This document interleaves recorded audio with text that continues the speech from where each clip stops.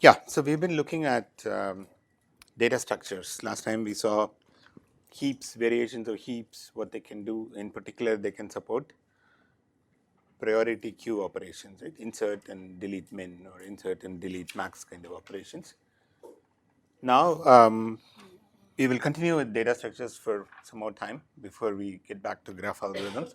So, the data structure problem we want to solve is we want to support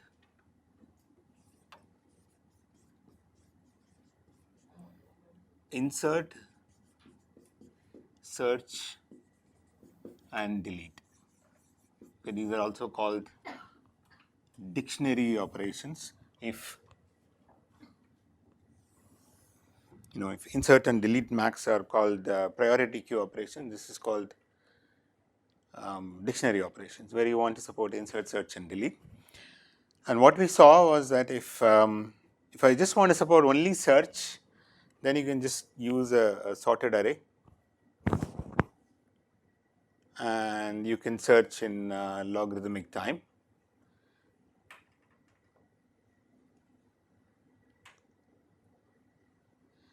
But if I also want to support even insert, then sorted array is not good enough, because if you want to insert an element into the sorted list, you can do binary search and figure out where to insert, but you have to move elements.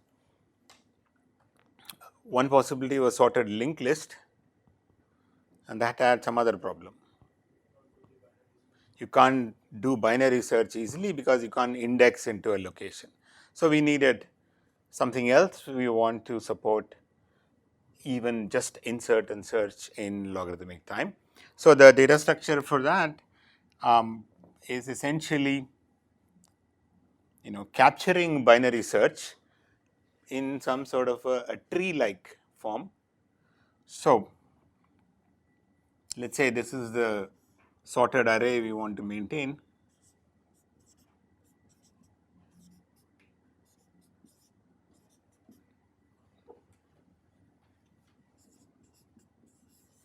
Then suppose I store it in this kind of a tree.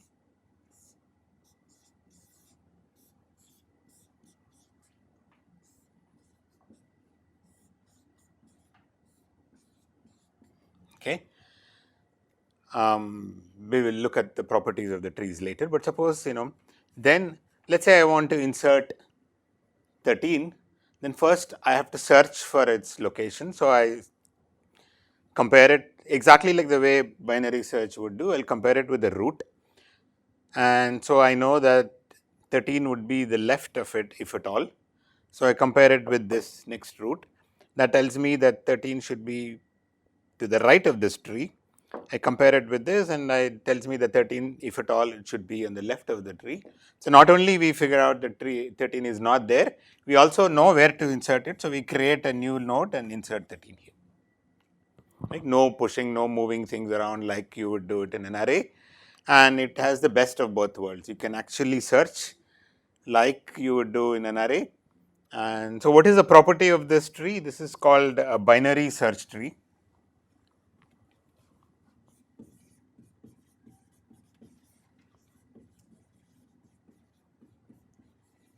So again, as I mentioned, there is a structural requirement, then there is a requirement on the values, as we had for heaps. So it's a binary tree. So there is a root, every node has 1 or 2 or 0 children,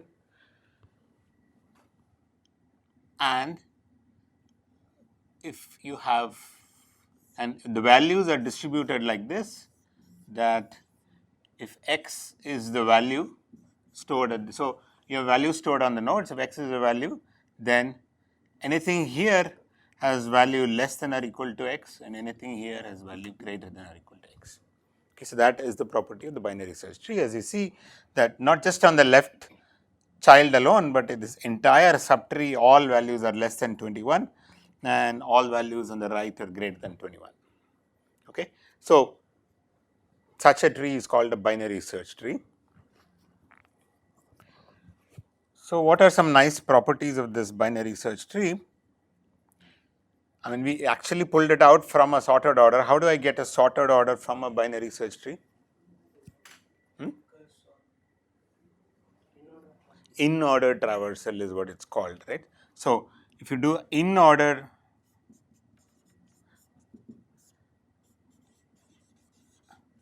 traversal of the tree,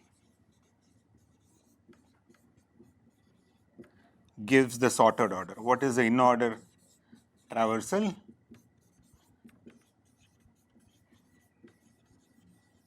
So, in-order, I mean, there are many ways to traverse the tree. Pre-order traversal tells you, traverse the node and then immediately, all its children. In-order can be recursively defined like this, right?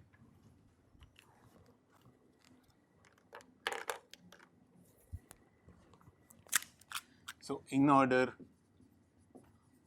of your tree is given by the root, right?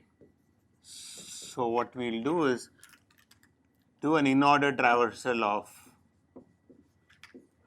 left of root, then print x or print root, and then in order of right of root. Right? This is a recursive definition, if you like, of in-order traversal. What it says is, go to the left subtree, do an in-order traversal, and then traverse this node, which means you can output this node, and then do an in-order traversal of the right subtree. Okay. So, in this tree, for example, I will do an in-order traversal of this. How do I go? I go to do an in-order traversal of this, which is nothing else except 7. So, I'll print 7, and then I visit 12, and then do an in-order traversal of this tree, which will be 13 followed by 15. Then I will come here, print this. Then I have to do an in-order traversal of this tree, which is 40 followed by 51 followed by 67. Okay, and how do I prove this? Well, inductively again, because if you assume this inductively on the left subtree, you have a sorted order of values on the left, and you know that anything on the left is less than or equal to the root. So, then this is a guy who should come next, and then inductively in-order traversal of the right subtree is the sorted order of things on the right. So, the whole thing gives you a sorted order. Okay. All right. So, now, so that's a useful thing. We will use it for some implementing some of these operations. So, now if I want to do a search, well, exactly like as I would do in binary search, I will compare it with the root and move left or right and follow through one path in this tree. If I want to insert an element, again follow through the search to see whether the element is not there, then exactly like the way we did here, it will tell you where to insert it. Okay. I will come to delete now. Delete is a little more involved, but have we solved the problem of supporting this in logarithmic time now?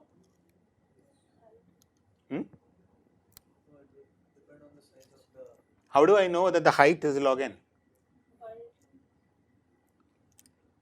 Initially, the way I built it, I picked a median element and I built it. It was a nice complete binary search tree, so it looked like a log n. But as I keep inserting elements, okay, suppose the next insertion is, suppose I insert all elements after 67, bigger than 67 in increasing order, then it will go and get inserted in this path and it will be a long chain. So, the height can be as bad as n. Okay. So, that is why you need more work. Okay. But what we have argued is that you can do insert and search in time proportional to the height of the tree. Okay. Now, how do I make the height logarithmic? We will come to that later. Let us see how do I do delete. Okay.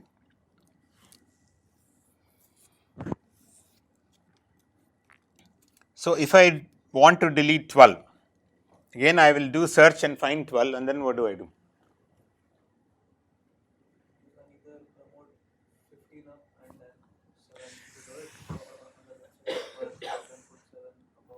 15 up. Ooh. Or let's say if I want to delete 21, you would promote.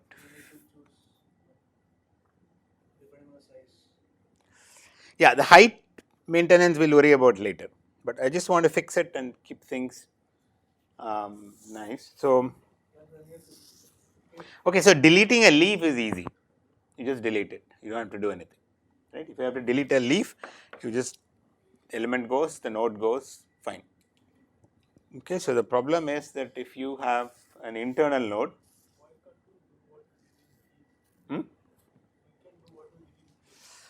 but because the property is not a heap property, so you have to the property you want to maintain is exactly this. Okay, but let's before we get to delete, let's talk about another operation. Suppose I want to find the successor of an element,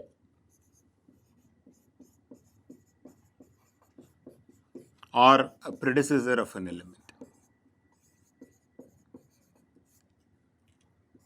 What is the successor? The smallest element larger than x.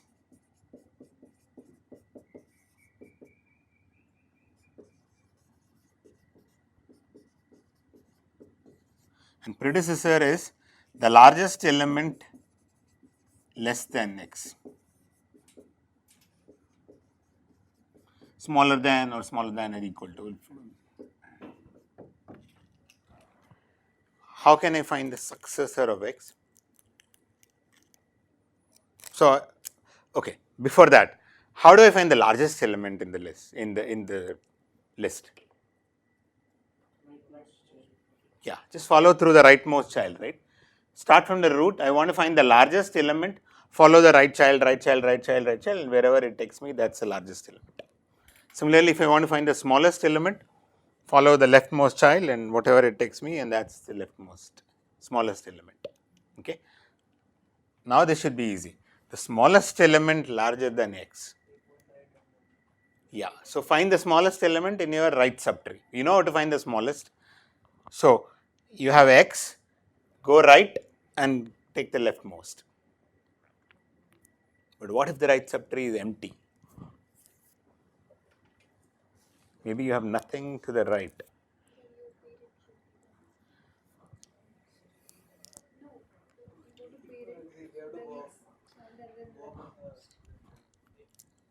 Okay, so you have to do something. So, right, if I am 40, then I want to know the smallest larger than this. I don't have the right child.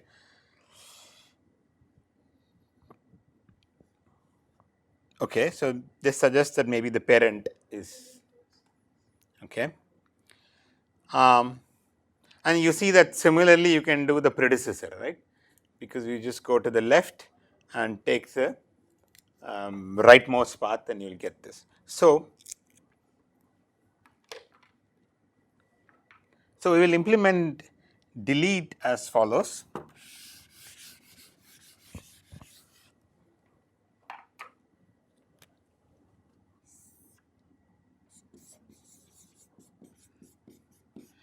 Okay, so there are many ways of implementing delete. So when I say delete x, let's say there are two ways of interpreting it. I want to delete the value x. The other thing is that actually I want to delete the node containing x. That's a bit more complicated. I'm going to assume that I'm deleting the value x. Okay. So what we'll do is first find x.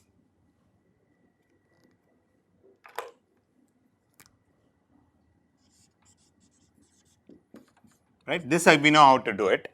Start from the root, depending on less than, greater than, and follow through, and you'll get x. Okay.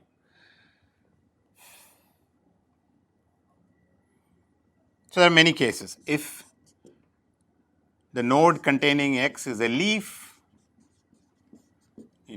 just delete, update its parent pointer. The parent is pointing to this node. Now you say no, you're not pointing to anybody, and then you're done. Okay. Update pointer and all that.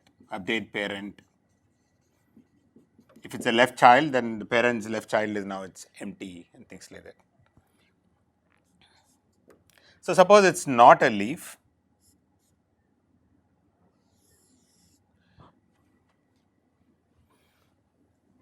then if it has a right child,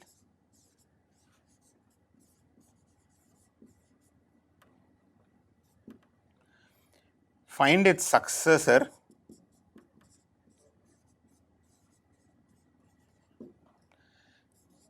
y, replace x by y and delete y.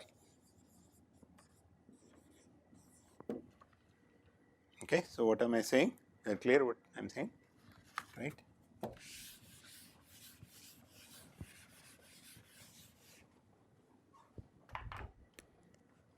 So, here is my x and x has a right child, then I can find its successor. Let us say it is this node. This may actually have a right child, it may not have a left child, we know because it is a leftmost path, but it may have a right child. So, I am going to call this as y and I am going to say take x and replace this by y and delete this node recursively. Okay. So, this delete y is that I am pushing the delete operation to some node much below x.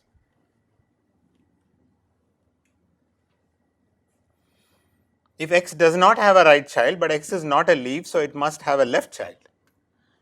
Okay. Else find its predecessor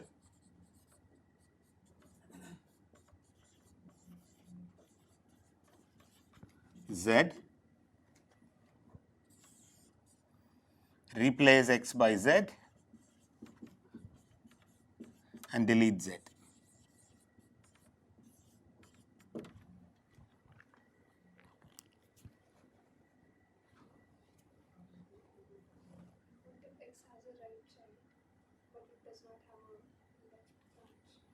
Oh, then this guy is the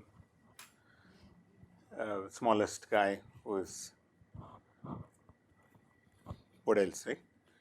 I mean, who is the smallest element? You have to go follow through. So, if x has, you are saying y has a right child, but there is nothing here. Yeah, so then this would be the, yeah, so this would replace and I am going to go and delete this recursively. Okay, delete that means whatever that means, right? Depending on whichever case it belongs to, it will follow that. Second time when you are applying recursively delete y, we are deleting at that position, right? Yeah. In the below. Yes, exactly. Right. So now let's check and verify that after all of this, what remains is a binary search tree that we have not disturbed it in any way, and let's also check the running time. Right. The fact that it is not violating binary search tree property should be obvious because, you know, what has happened is that I have deleted y and I have replaced it by its successor. So, what are the properties I should make sure that anything to the left is smaller than this? That is not a problem because I have actually replaced it by a bigger guy, because anything here is bigger. So, anything to the left is smaller than y, but now this is bigger than y. So, anything to the left is smaller than that. And now I have to make sure that anything to the right is bigger than this, but this was the smallest guy in the right. So, anything to the right is bigger than that. So, you can argue that binary search tree property is satisfied. Now, how much time have I spent? I claim that again time proportional to the height of the tree, because to finding x, I followed through and came here. Then I found my successor. Again, it's all one little path I'm going through in the tree. And then I have to delete this, which again will follow through and one little path, because eventually when I reach a leaf, I have nothing to do, I just delete it. Okay, so the claim is that all of this can be doable in order h time, where h is the height of the tree.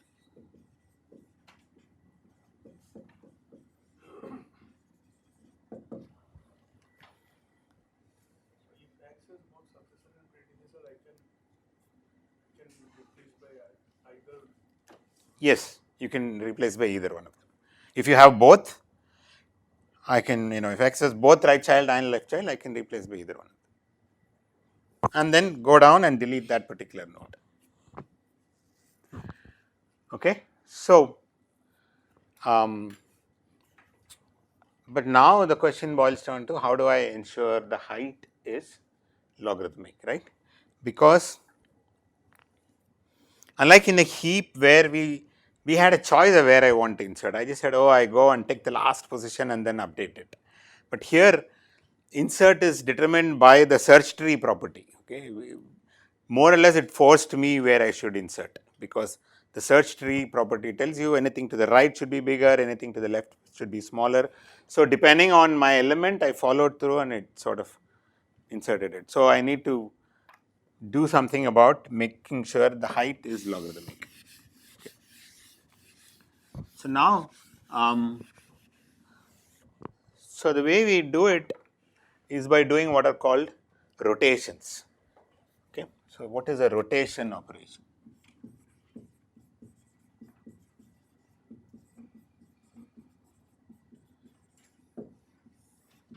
So if you have, let's say this is x and this is y, and there are more things here, some alpha, beta, gamma, these are some subtrees hanging here. Okay. At some point in my algorithm, to make sure that my tree remains balanced, whatever that means, we'll come to that later, I might just do the following: right rotate at x.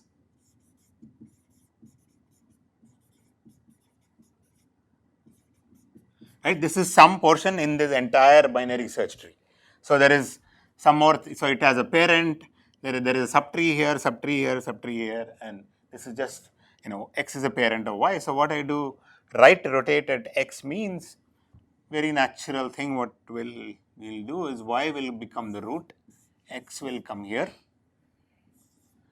this will be alpha, this will be beta, this will be gamma, and this will be the parent. Okay. Let's make sure that we have the binary search tree property maintained, right? Because this was a binary search tree. So it's clear what is happening, right? Now, earlier y was a child of x, now y has become the parent of x. And x's parent and y's parent are the same now. And y had two children, alpha and beta earlier, two subtrees, but alpha remains, but its right child has become x. And x had only one right child and y was the left child, but now x is beta gamma. Okay. Now, so this is a big subtree. Okay, there are so many guys here. Now, is it clear that binary search tree property is satisfied? Let's look at alpha. What do we know? Because this was a binary search tree, anything in alpha is less than x and less than y. And that's true here. Clearly, it's less than y. And it's less than x because x is in the right subtree. So, x was bigger than y, and so it is in the right subtree. That's not a problem. Anything in beta is less than x but bigger than y, right? So bigger than y, less than x. And anything in gamma is bigger than x and also bigger than y because y was smaller than x. So by doing this, binary search tree property is satisfied. And notice that this is a constant time operation. All we have done is changed some parent child pointers. So x is left was y and right was gamma. Now x is left is beta. Instead of y, it has become beta, root of beta. And similarly, right? Nothing changes in these subtrees or anything above, but it's just that y and x's children are changed. So it's a constant time operation. Now similarly, you can say left rotate. So this is exactly what you will get if I do left rotate at y. Right? When you left rotate at y, the tree goes like this and it becomes like this. Okay, so the key thing is it's a constant time operation.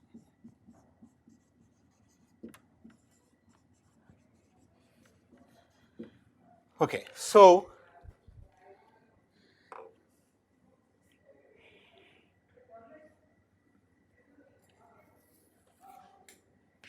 if you think about how we did the insertion in heap, what we did was I'm going to maintain the structure first. So, I inserted at the last possible location in the tree, right, because it's a complete binary tree, it fills up level by level, and then I fix parent child violation. Here we are doing the other way. I will fix the binary search tree thing first. So, my insertion node will tell me where to insert, and then I am going to do some rotation. I mean, if you don't do anything else, I still have binary search tree property, nothing else, no problem, but I may want to do some balancing. So, I will do some rotations to do balancing. Okay. Now, what is balancing, right? That takes us to the notion of balanced binary search trees, so that we can support these operations in order log n. So, roughly a balanced binary search tree is a binary search tree whose height is order log n. Okay. Now, that is a very global property. I mean, just to say the height is order log n is a very global property, and which may be hard to maintain after insertions and deletions. Right. So, how do they work? So, so all these balanced, there are several of them. In fact, today my plan is to just expose you to 2 or 3 such balanced binary search trees, and the way they work is they define some local property, okay, local on the subtree, some properties. What is local, what is global is okay, is arguable, but okay. So, let me just write down.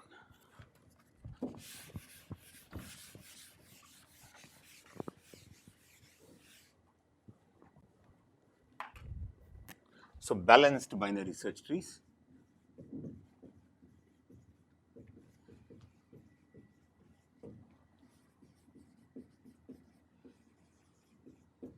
So, what do? They maintain some invariant apart from BS tree property, right. There is a search tree property and the fact that they are binary trees. In addition, there is some other structure will maintain, that is how they differ. In terms of what kind of invariants they maintain, there are different kinds of balanced binary search trees, but what is the goal of this? To ensure order log n height on a tree on n nodes. Okay, some property, we will see what they are for different binary search trees. Then, ensure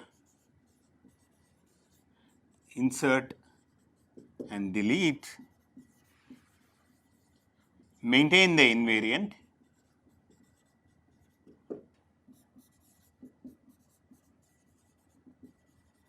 through rotations. Well, I shouldn't be so specific because they differ. Some of them do rotation, some of them do something else, but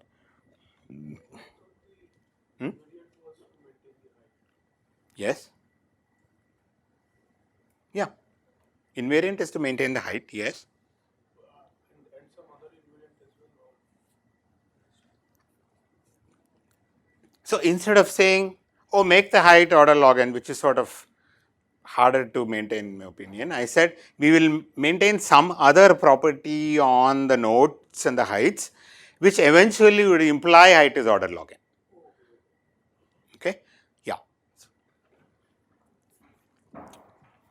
But these properties are simple to state, something very local somewhat, so that when I do insertions and deletions, if the tree is sort of violating these invariants, you can do some rotations to fix the invariant.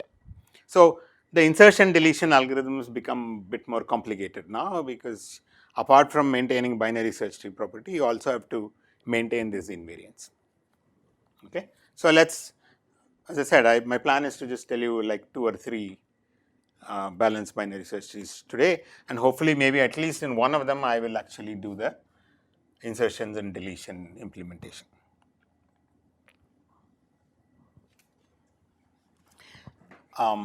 So, the initial insertion deletion will follow this, okay, when you want to insert an element or delete an element, we will do this, whatever on the binary search tree we have seen, because that ensures binary search tree property.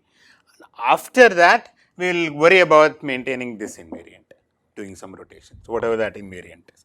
Okay.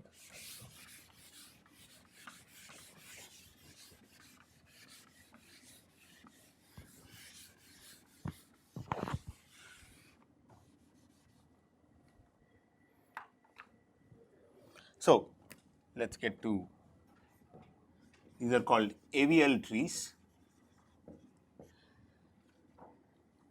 Avl stands for like 2 Russians, not 3. Adelsson-Belsky is one name and Landau is another name. 1960s actually, and this is the invariant we want to specify for Avl trees. So let's say, so first of all, what is the height of a binary search tree? How do you define height?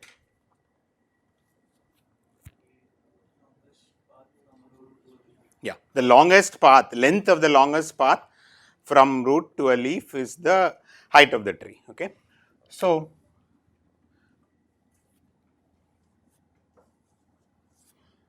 the following is true, right? Because height of the root is max of height of left child of root, comma height of right child of root plus 1, right? Because length of the longest path. So find the longest path that side or this side, and then you add a 1 because of this edge.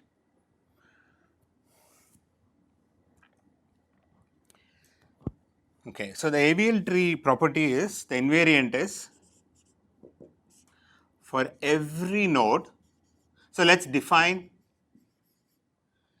you can define height for every node, right? You look at that subtree rooted at that node, and height of that is the height of the node. Okay. In other words, the length of the longest path from that node to a leaf is the height of that node. You can define height for every node. So for every node x, the Avl tree property is height of left of x minus height of right of x is at most 1. Okay.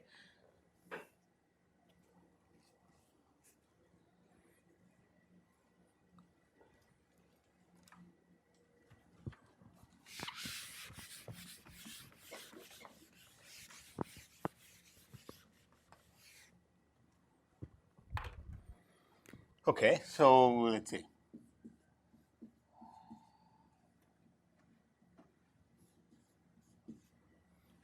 So would this be an Avl tree?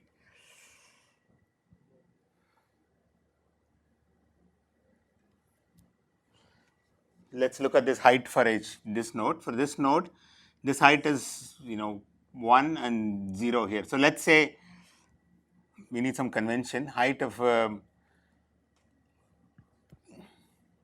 okay, so this is like a nil pointer here. So the difference is 1. Okay, and what about here? The difference is 1 again, because here it's 1 and here it's through this way it's 2. So this is the mod height difference. Okay, but here it's 1, but here it's 3, so the difference is 2, so it's not an Avl tree. Okay, so it allows a certain kind of imbalance, little bit. It's sort of like the Fibonacci thing, if you remember. This is what I said. I don't want everything complete, exact, equal heights. I allow a little bit leeway here and there. Okay, so this is not Avl tree, but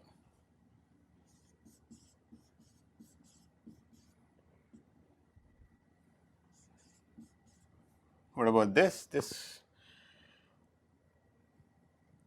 has the same problem like what we had before. So maybe you should not have this here. So this is an Avl tree. Yeah, so that's sort of the invariant. Okay. So now first thing, what do I have to show?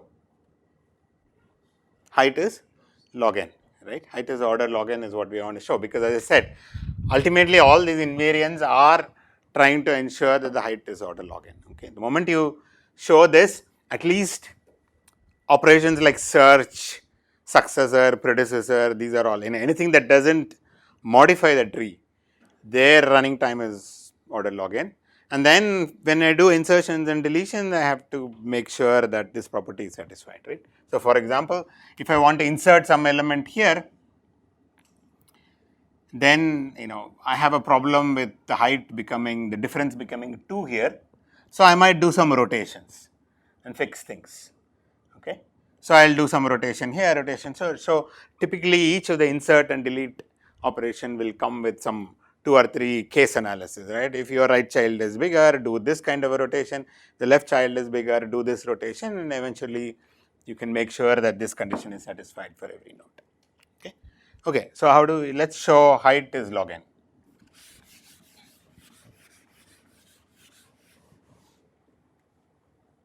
Okay. How do I show the height is order log n? Indexion. Trees probably we can show that. Hmm. And we take the tree's height to be with the difference of almost 1. Mm-hmm. And then we add one more node. Something like that. So it's easier to show the other way. Let's say let NH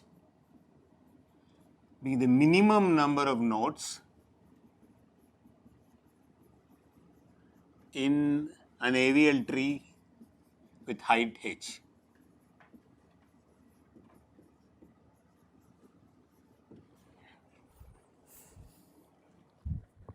Okay. And what do I have to show for NH to prove that the height is log n?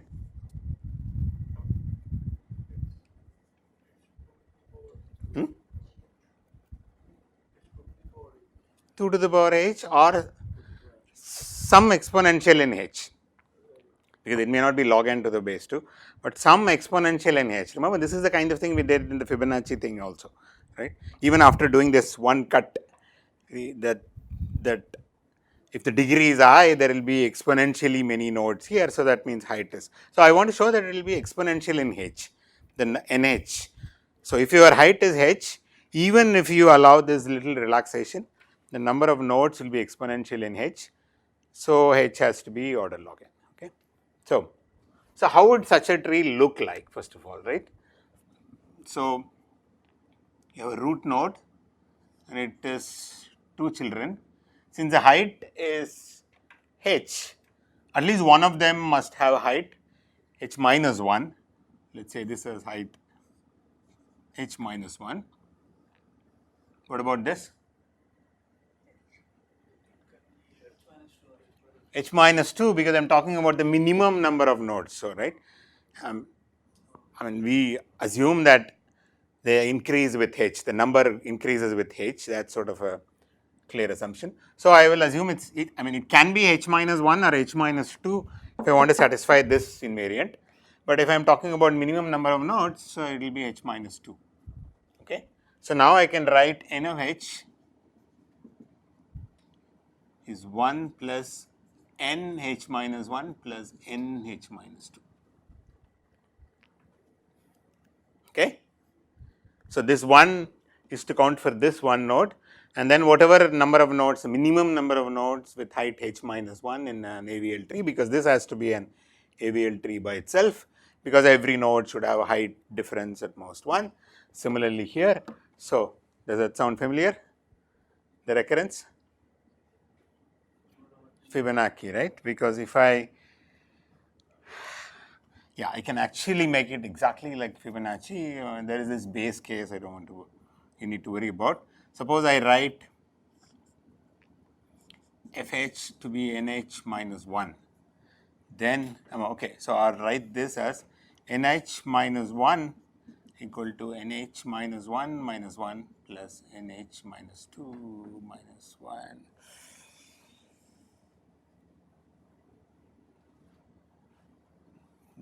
Not quite. Plus 1? Ah, okay.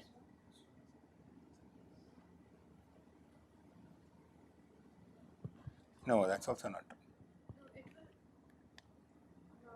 Now it will be right because nh plus 1 is nh minus 1 plus nh minus 2 plus 2. So I distribute this 1. So if I call this as fh, then it's exactly fh equal to fh minus 1 plus fh minus 2. So it's Fibonacci number. And so we know that this is some phi to the power h, where phi is some golden ratio, right? So something more than 1, square root of 5 minus 1 by 2, 1.618. And so nh is at least phi h minus 1. More importantly, this is exponential function of h. And so if I look at an Avl tree with n nodes, then this better be true because this is the minimum number of nodes.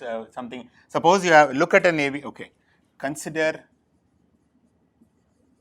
an Avl tree with n nodes, and let its height be h. Then we know this because since the height is h, n must be greater than or equal to nh. So from here we get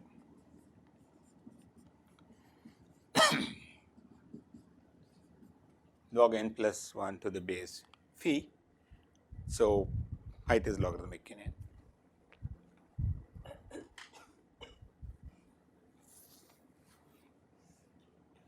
Okay, so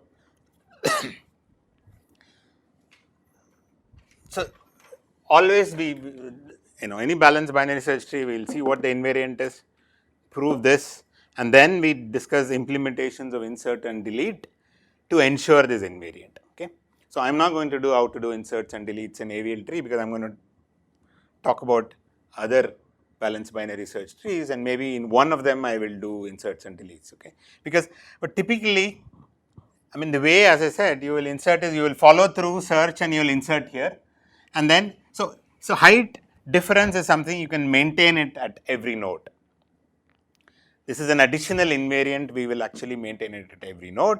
So it's plus 1, minus 1, or 0, whatever the height difference is. So then when I insert a node, I'll know what's going to happen to my height. So depending on that, the insert routine will have 2 or 3 cases to do your rotations. Okay, we'll see for maybe the other balanced binary search tree how to do the insertion. Okay, so this is Avl trees.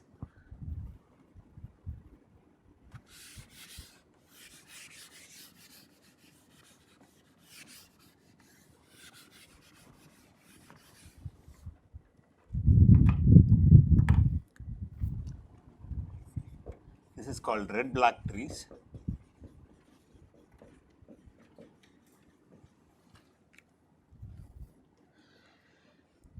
So again, it's a binary search tree. So I have to tell you what the invariants are. Okay, and this is the goal. So the invariant here would be following. There are lots of them actually. So every node has a color.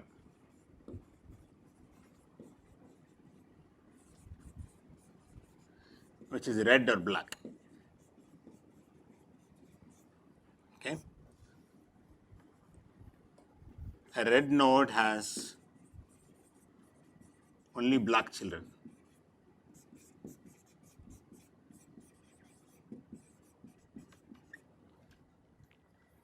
Okay.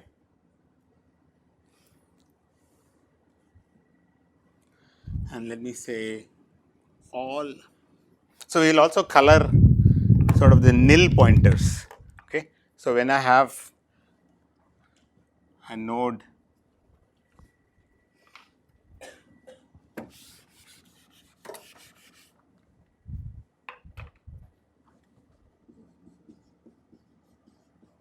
then I'm going to extend this. Let's say this is a node. I'm going to make this some external nodes. The square ones are the external nodes. And all of those external nodes get color black. Some convention basically.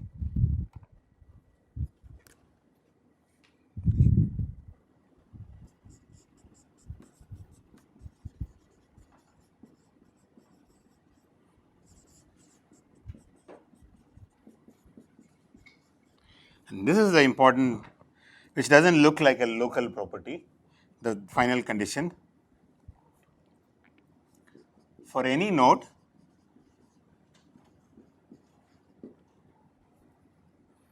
number of black nodes,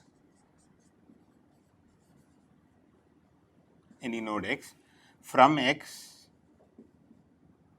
to a leaf in any path, to any leaf rather, let's call it.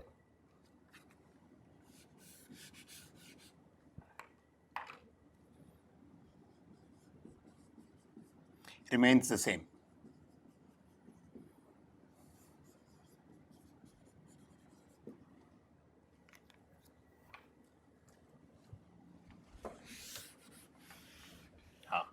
I need this thing.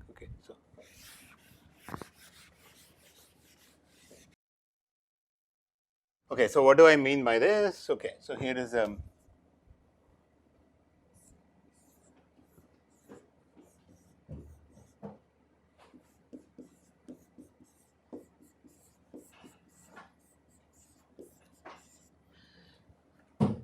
so here is a red black tree. I have to color the nodes. All the external ones get black.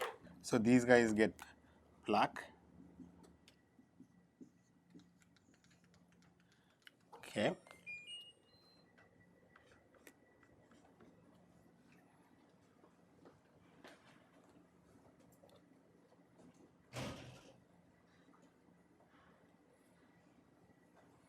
I could color this black for no.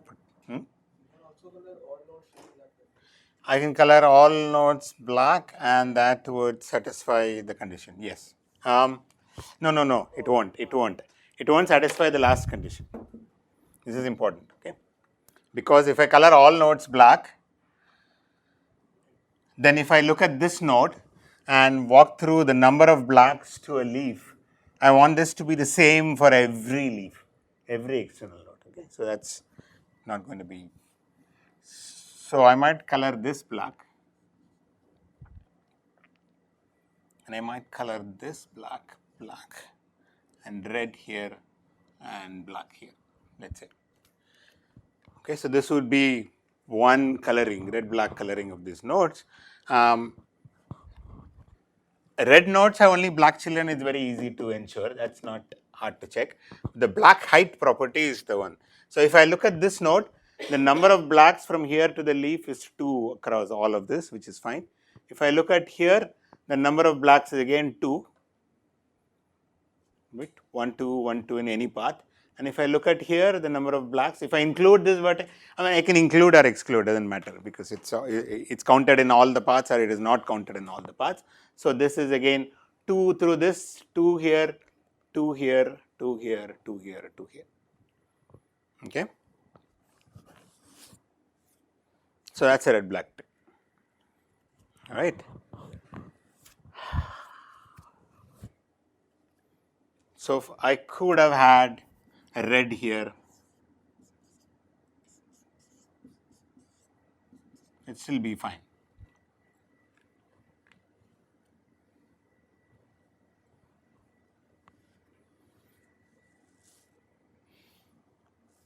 Okay, so those are the invariant. That's the invariant. Every node has a color, red or black. No red node has only black children. All X nodes get color black. Yeah, I mean, this is something which is easy to ensure, right? This is sort of a convention in some sense. And for any node X, a number of black nodes from X to any leaf. So this is called, we're going to call this as a black height.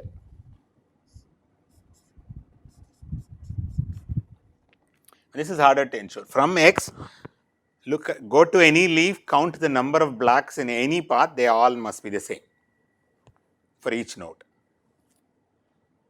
Okay? Kind of like the ratio of the heights is maintained. Like Yeah. Red nodes can be at most half of the. Exactly. So let's come and prove that such a red-black tree has height log n, right? Because that's all the invariants are geared towards that. You have to prove that, right?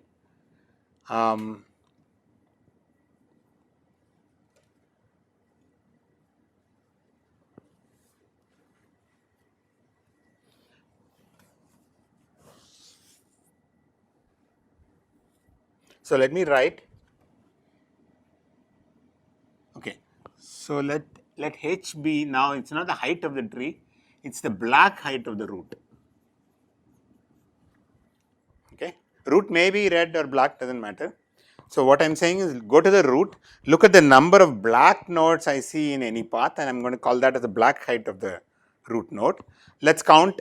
So let nh again be the number of nodes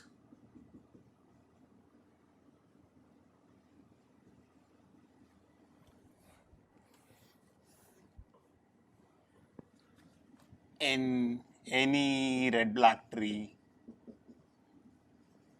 with black height h.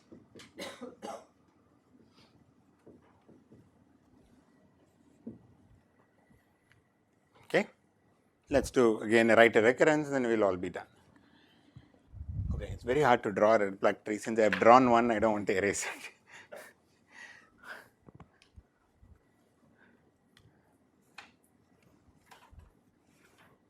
Yeah, so let's see. Let's write a recurrence like this. Okay, it's more or less it will fall like this, but so so this guy has black height h, which means that if you start from here and go all the way to any external nodes, the number of black nodes you will encounter is h. Okay.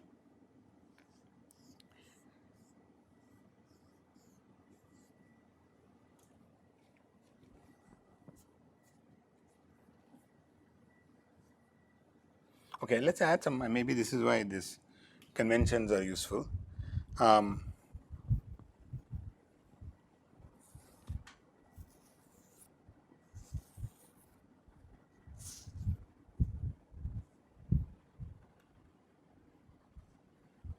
From x, number of, including x.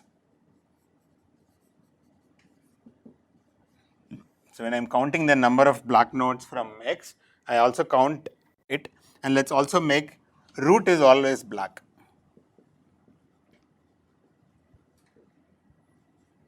If you think about it again, it doesn't matter. Well, no, it might matter because its children may be red and so on. So let's say root is always black. Okay, these are some, I'm adding it to the invariant.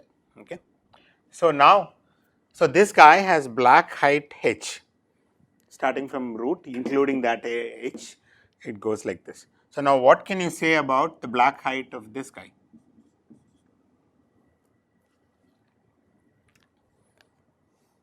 Yeah. H minus 2, how can it be?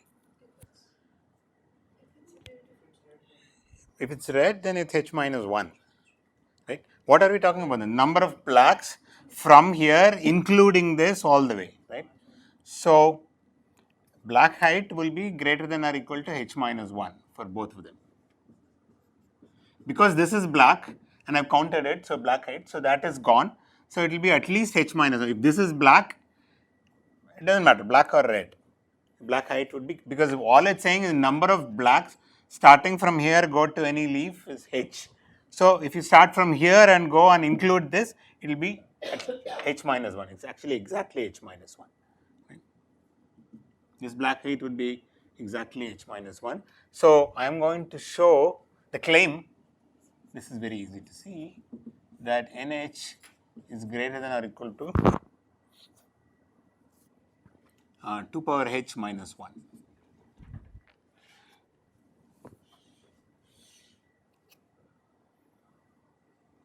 Okay. So this is, so again by induction, because here, I mean I need to prove this for when h is 0, so external nodes, number of internal nodes,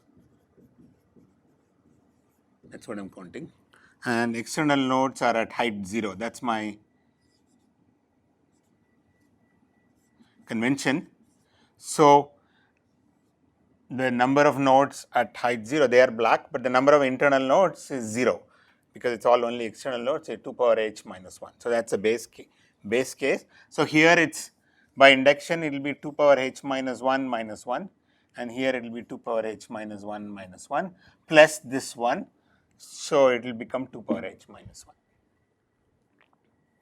Okay. So if the block height is h, then the number of nodes in the tree is at least 2 power h minus 1, which implies if there are n nodes in the tree,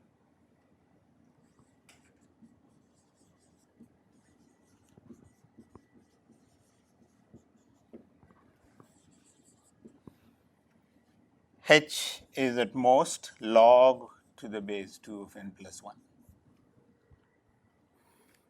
But notice h is not the height of the tree. H is the block height of the tree. Okay, block height of the root. So what can be the height of the tree? At most twice because of this condition. Right? Because if you also include the reds in between in the path from root to a leaf, between any two blocks there can be at most one red. Okay, so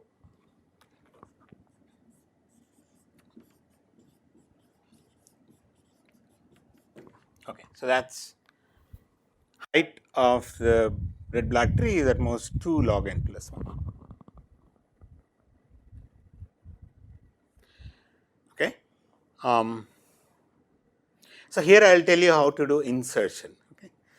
And then I will define another one where we will do both insertions and deletion. Okay. So what this tells you that, I mean, if I maintain these invariants, then you can make sure that the height is order log n. Okay. Now so clearly you can search in logarithmic time, I can find successor, predecessor, because these are operations that don't change the tree. But when I do insertion, I'm going to change the tree and need to be careful about, right? So let's see how do I do insertion. Because I told you it will be some case analysis.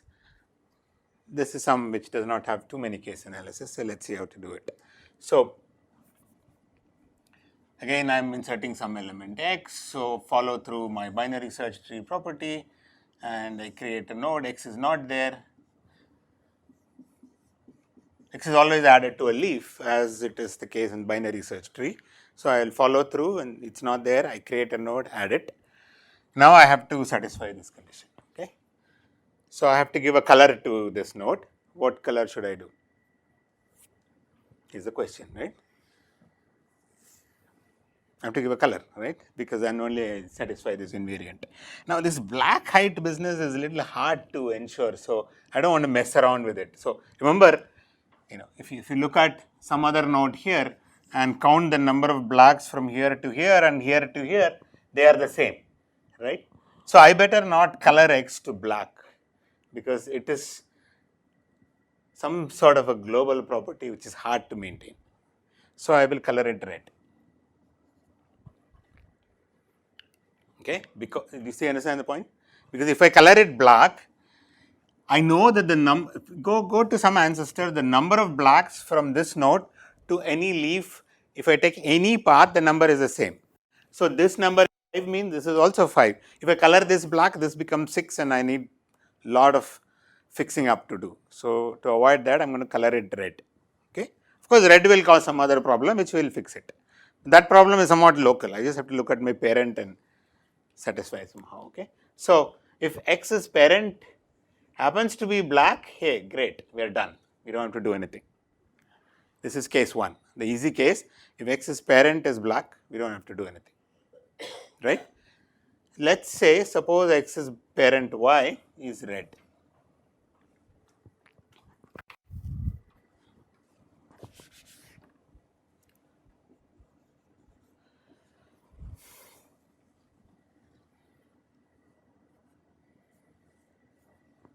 Then I look at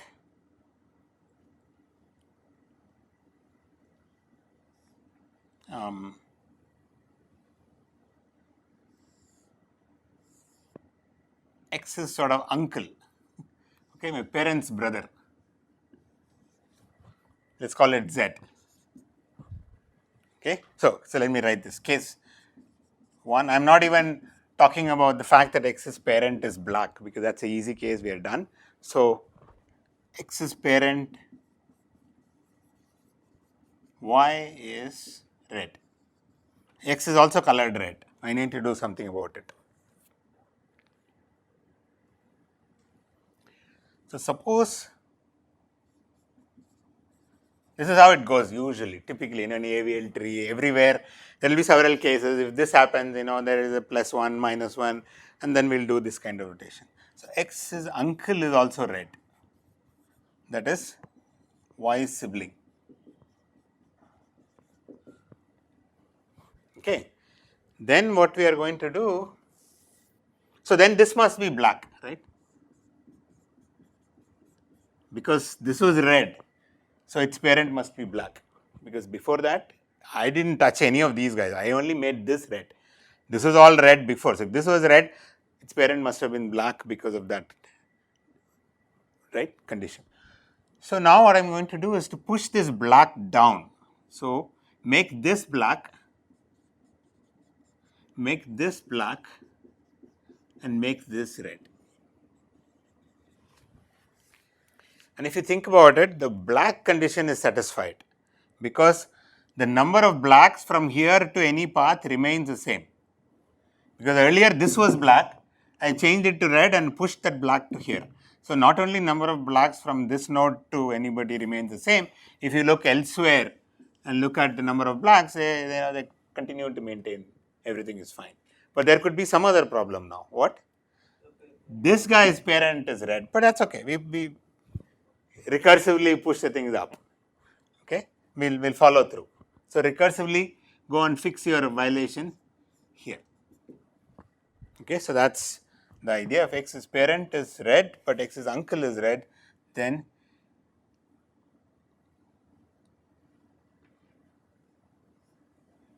uncle is Z, color YZ black, make their parents red,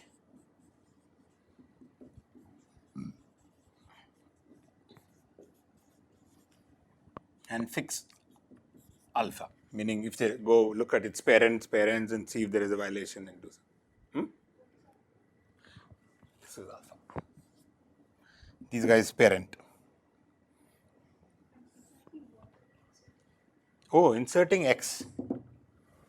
We inserted X, we followed through the standard binary search, it created a leaf with an X, I will color it red. If its parent was black, we are done. The parent was red, we are doing this. We look at its uncle, and depending on that, I am going to fix this. Yeah. That's why root is always black now makes sense. So then at the starting point we will eventually reach something which is black for this case.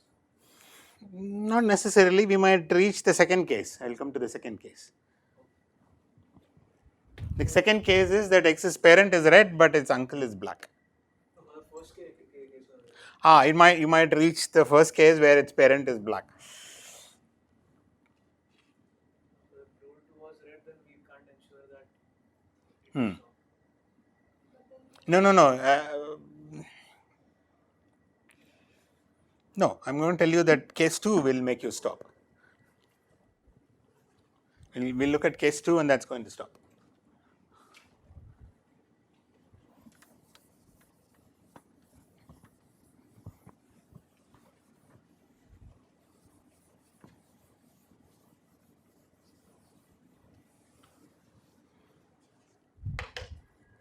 So case 2 is in this situation where X was here, which I've colored it red, its parent is red, and this guy is black. Of course, this is black because this is red. This is what the situation is, right?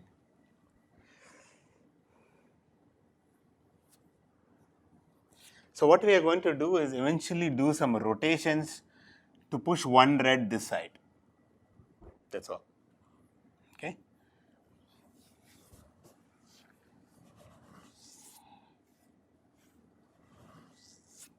So this is what I called as alpha.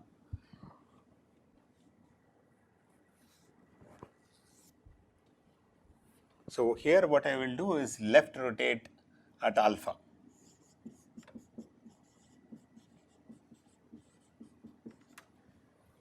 Okay. So how will it look like? So y goes here. So there are some more things here. Let me call it A, B. Okay, these are external nodes. Okay, or maybe not external nodes because the violation got pushed. So let me call this C, D. A, B, C, D are subtrees. So maybe I should give some capital. These are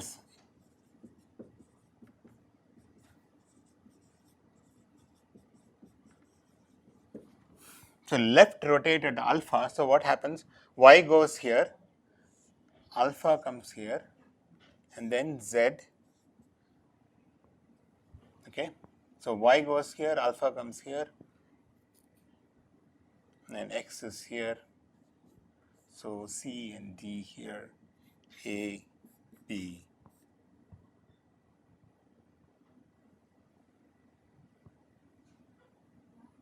Oh, Z, sorry. Huh? Ah, okay. So I should have got, I was wondering.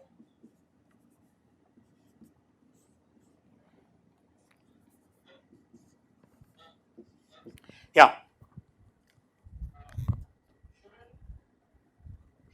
Shouldn't it be number of black trees null and not green? No, I couldn't hear. Number of what? Number of black nodes to each null and not green should remain constant. Number of black nodes starting from that node all the way to a leaf in any path. Null, right? Yeah, null. Yes, to the external node. If you're talking about it, yeah. Now, what is null? I didn't. Is that clear? I didn't understand the question. No, because we can have a straight array of all black nodes, and it will satisfy the pH of it. Not necessarily. If everybody is black. Yeah. No. No, that was the question that was asked before. Because if you had a tree like this.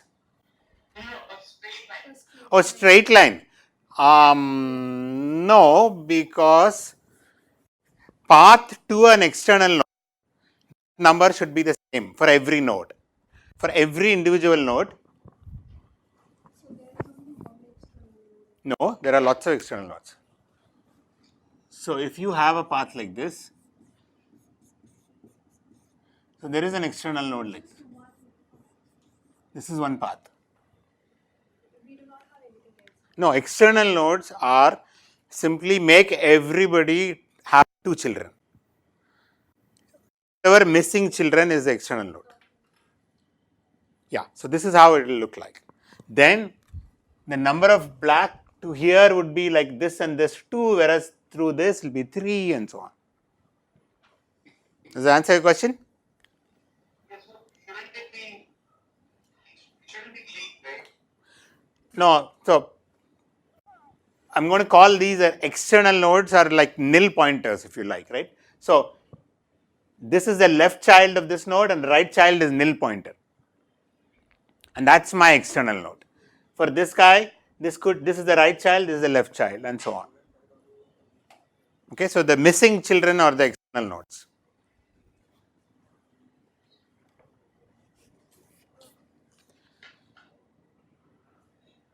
Okay, so where were we? Yeah, good that we sorted that out. Maybe I didn't make that clear. But in the diagram which you have shown there for these two, Yeah. so X is always a leaf, right? Like Not necessarily, because this X could have moved here, and remember I am fixing the problem here in the recursive case. When I start off, X is a leaf, but I might have pushed this and then I will be worrying about it. Okay, good. So this is how it will look like, right? After I do a left rotate at alpha, alpha comes here, Y goes here, and then X, and then DE, ABC, that's how it does look like. So now I'm going to give the colors. What is my coloring? Is there an obvious coloring possible? So X continues to be red. I'm not going to change that. These guys will be black anyway.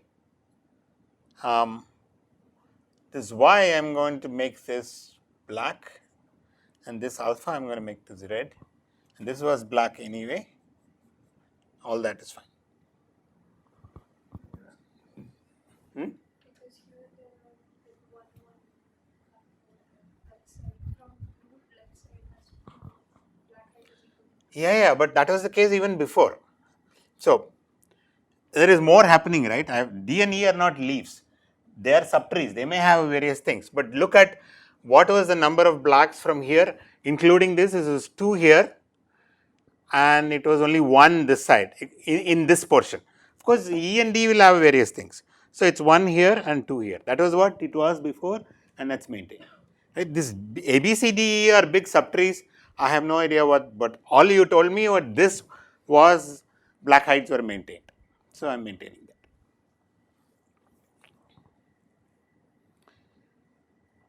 Okay, at this point I am done because I don't have to worry about these guys' parent getting violated or anything because this is black.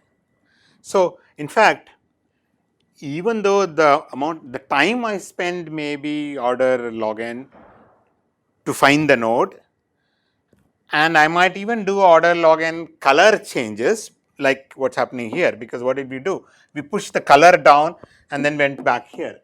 But the number of rotations we do is like 1, because 1 rotation you are done. Okay, you may have to do 2 rotations because there are some other cases which I did not deal with. Is I assumed x is a right child, but if x is a left child here, you may have to do a rotation to make it a right child and then get to this case.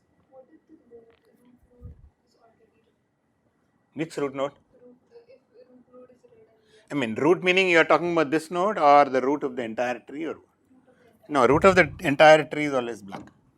That's a convention we assume. what if by case one changed it? Case 1 doesn't change. So yours, I change it to black. No problem. No, it changes it to red. No, it changes it to red. Finally, let's say, let me add one more thing to the algorithm. If the root is red, change it to black. Nothing happens. No problem, right? If the root is red, change it to black. No problem. Yeah, so that's why I said this is not sort of necessary, but just putting it helps you. It doesn't change the black height, it doesn't change anything. It's useful to have it so that some other messy cases go away. Okay, so that's all the insertion is. Okay, and maybe I might have omitted some symmetry cases if x is a right child, left child, but pretty much. So this is how typically the insertions in Avl tree will also go through. Okay, just you insert it, do something. Now deletion is a lot more complicated here again. So again, if you delete a red node, right, deletion is not necessarily happening at the leaf, it could be somewhere in the middle. If you delete a red node, no problem, right? Because when red goes away, as usual, we'll go to its successor, replace it. But if that happens to be red, the physical node you delete happens to be red, no problem. If it happens to be black, you need to worry about, because somewhere else the black height may be 5 and here it might become 4. So the way they do it is, attach an extra black to its parent or something. So if the parent is red, you make it black, I think that goes away. Otherwise, you carry some extra black and do some case analysis, some rotation here, there, and it eventually gets fixed. Okay, so it's more of this kind of case analysis.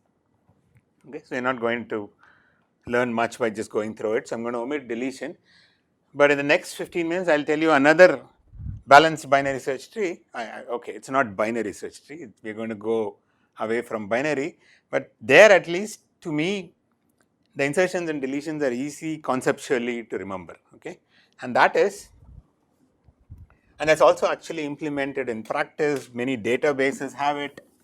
Okay, and it's called B trees.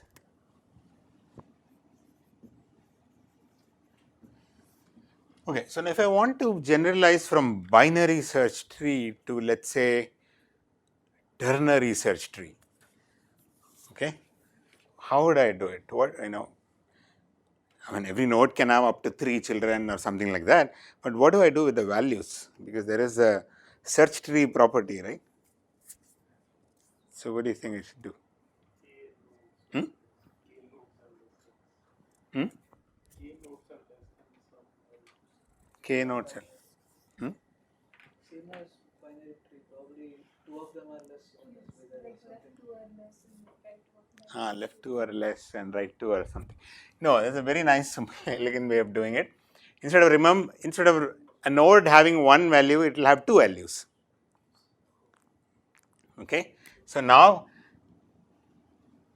so I might have 15 and 21 here and say this subtree will have all those which are less than 50. This will have 15 and 21 and this will have greater than 21. Okay, greater than or equal to 21, less than or equal to 15 and greater than or equal to 15 and less than or equal to 21 here. Okay. So this is a way of generalizing from binary to ternary, if you like. Now, what happens to the height? The child will also be Yes, child will also have two nodes in each of them, and I will have 3 children, and so on. Right? Suppose, let's say in an ideal world, everybody has 3 children each, and then you have leaves. What would happen to the height? Like log 3n by 2 or something. depends on the root to be numbers. No, suppose every node has 3 children. Suppose Log 3n by 2. log 3 meaning log to the base 3. Log base. Yeah, log base 3 of n, right? Because there will be 3 nodes at next node. Actually, even more because there are 2 values sitting in each one of them. So that's why it's n by 2. You're right. Yeah.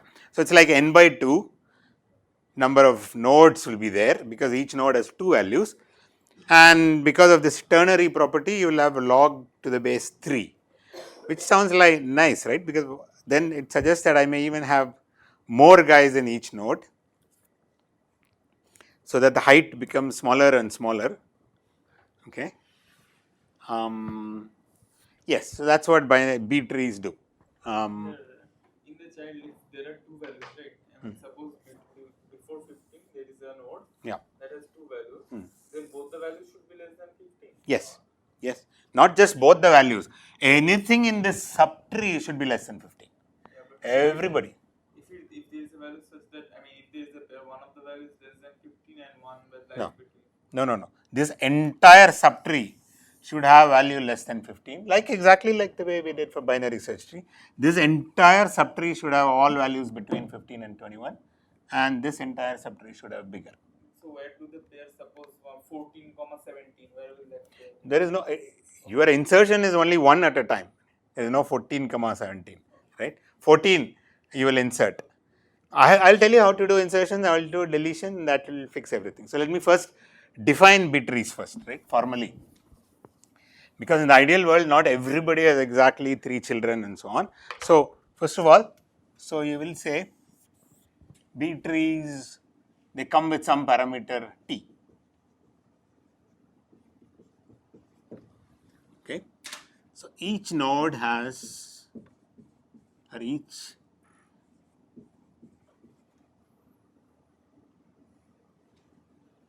at least t minus 1 values and at most 2t minus 1 values. An internal node having k values will have k plus 1 children.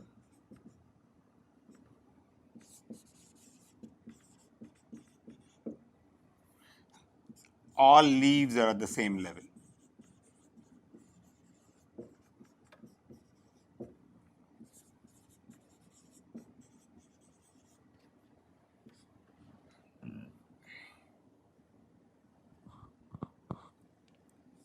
And root has, root alone has certain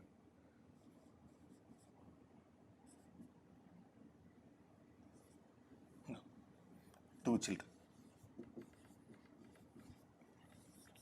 and one. So there is some, okay. So basically, we want this buffer here. Okay, I don't want to say everybody should have exactly t minus 1 values and t children. So there is a leeway allowed here, exactly like it goes back to Fibonacci trees, Avl trees, where we allowed this buffer. It helps us implementing. So it says that so t, let's say, is some 5. You can choose your t. That means if t is 5, every node has at least 4 values and at most 9 values. And if it has 5 values, then it should have 6 children. Exactly, right? All those to the left, between, and so on. So there are 6 gaps, right? Because if it has 1, 2, 3, 4, 5, then it should have 6 children. And anything, and so more important thing is the search tree property. I'm going to write on the subtrees, which means that anything on this subtree should be less than this, less than or equal to this. Anything here should be between this and so on. Root alone, I am not going to insist that you should have at least t children. Root alone, I will allow 2 children. Because t can be very large. This is saying that everybody should have at least t children, with an exception of a root where I am allowing only 2 children. This is it. Okay, this is B trees. Now, why should such a tree even exist? Because you want all leaves to be at the same level and so on. I'll describe you an insertion algorithm, deletion algorithm that will fix things. Okay, and the thing is, it's pretty natural the way you would insert it or delete it rather. When you say all leaves at the same level, you mean from the root? Yeah, from the root. Yes.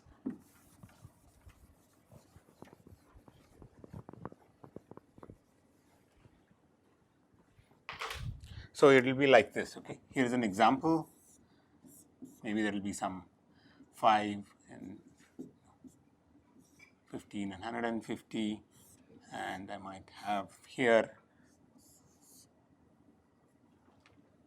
2, 5, 7, 18, 100, 102.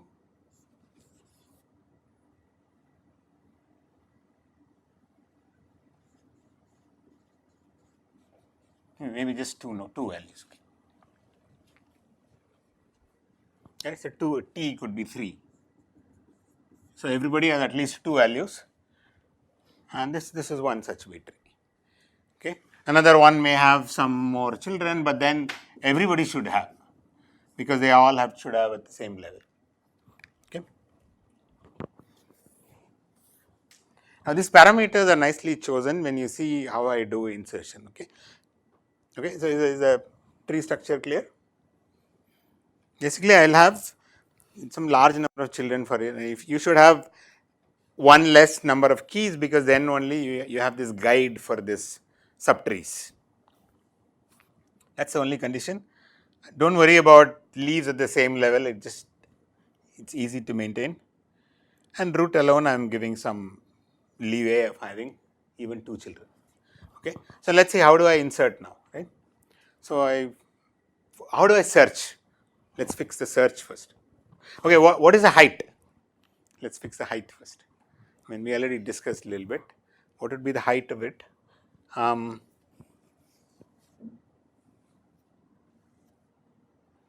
since every node has t minus 1 values, there will be like n by t minus 1 many nodes at most. Right? Because each node is, if there are totally n values, each node has at least t minus 1. So at most n by t minus 1. And because of this, every node has at least t children. You will have like, the height is h, it's like t power h, many nodes roughly, right? T power h plus 1, right?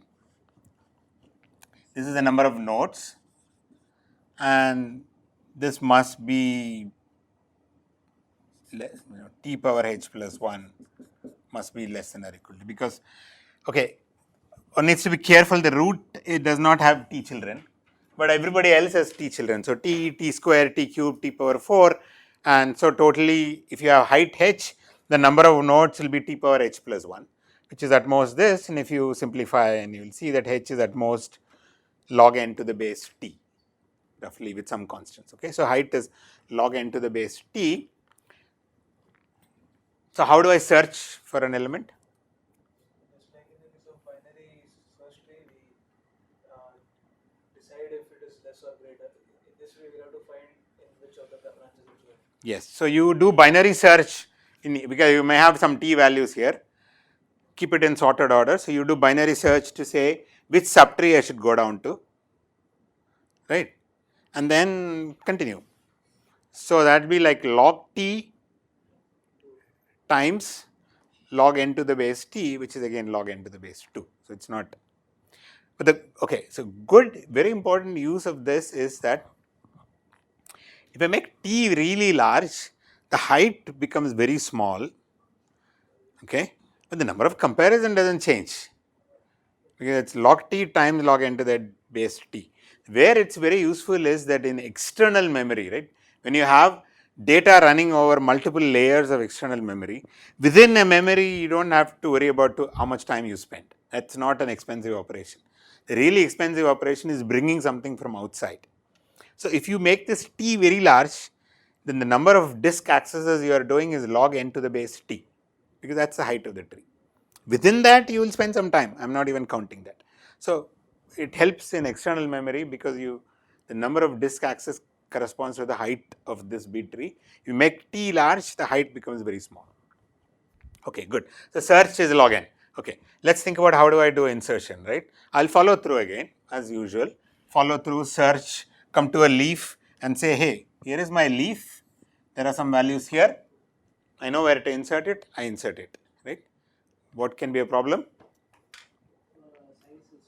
Size is full because I am allowed every node has at most 2t minus 1 values. Maybe it already has 2t minus 1 values. You are inserting it. What do? Split. Very natural split. So, but you have to be careful, right? This is the leaf. It's 2t minus 1. Now you added 1, so it has 2t values. I am going to split it as, so this is 2t. I am going to split it as t minus 1, t minus 1, or maybe even t and t minus 1, and some one node here. I give it to the parent. I insert it to the parent, because if you split it, then these two guys become children of my parent. That means the parent should get an extra value, right? Because the number of children is one more than the number of values at the parent. No? Right? So the parent, I am going to take this and split it. So that means I am going to get two children here, extra child. I am not allowed. That means I need an extra value here. So I split the 2t as t and t here and t minus 1 here, and then extra one which I go and insert it at my parent. Now the parent may be full. We know how to deal with it. Recurs, go up, right? So split it, insert it to the parent. Eventually, maybe this root node is full. Split it. Now this is how I allow a parent to have a root to have only two children, because eventually the root may be full. Split it, give one, and so the root will have only one value and have two children.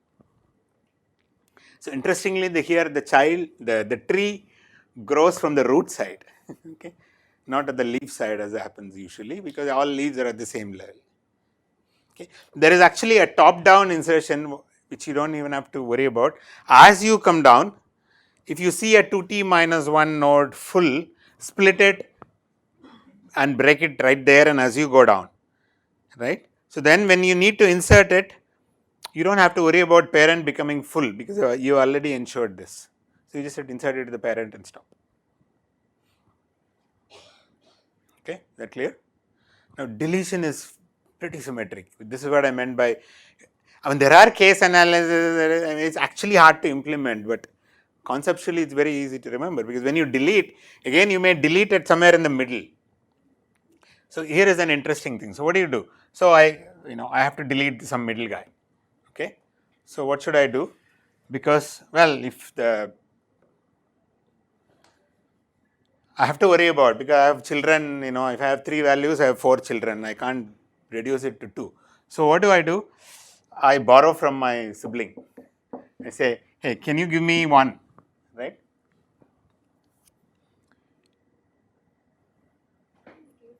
Hmm?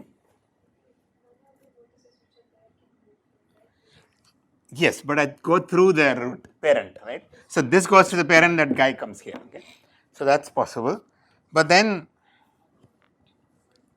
I mean, this guy also loses somebody here. So there are issues to worry about. No, wait. What we'll do is, we will do as we will do binary search tree. When I want to delete somebody, I find its successor node and replace that and put it here. The successor would be somewhere in the leaf. Okay, so then I worry about deleting a leaf, a value from a leaf. Now, deleting a value from a leaf is no problem as long as you are less than or equal to 2t minus 1 or greater than or equal to t minus 1. So once you reach t minus 1, you have a problem. There you ask, borrow from your buddy, okay, from your sibling. If your sibling can give you 1. Suppose not, the sibling is also t minus 1. What do? Merge. The parameters are chosen nicely so that you can merge, because that is 2t minus 1, this is t minus 1, totally only 2t minus 2. You can even get 1 from the parent, because remember, if you are merging, the parent is losing a child, so it should lose a value also. Get from its parent, it's 2t minus 1 and it's all fine.